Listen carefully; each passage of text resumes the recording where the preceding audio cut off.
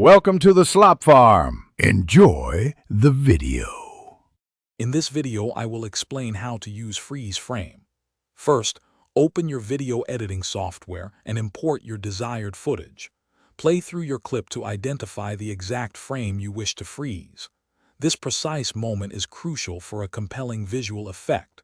Mark this spot on your timeline, preparing for the next steps in the process.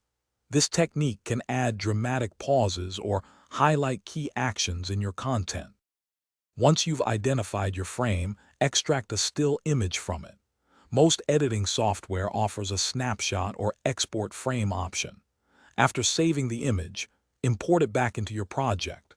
Now, place this still image on your timeline where you want the freeze frame to occur. You can extend its duration to several seconds or even longer, depending on your creative vision for the scene. To make your freeze frame truly stand out, consider adding enhancements. You can apply color grading, filters, or even subtle blur effects to the still image. Text overlays are excellent for providing context or highlighting information. Experiment with slight zoom-ins or pans on the frozen image to add dynamic movement without breaking the still. These small touches can significantly elevate your video's impact. For more advanced techniques, try using masking to isolate a subject within your freeze frame, allowing the background to continue moving or change. You can also layer multiple freeze frames to create a dynamic collage effect.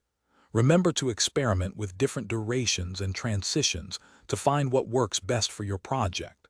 Don't forget to check the description for a link to the Owala water bottle and other great deals. Thank you for watching. Thanks for watching. Consider subscribing if we helped you today.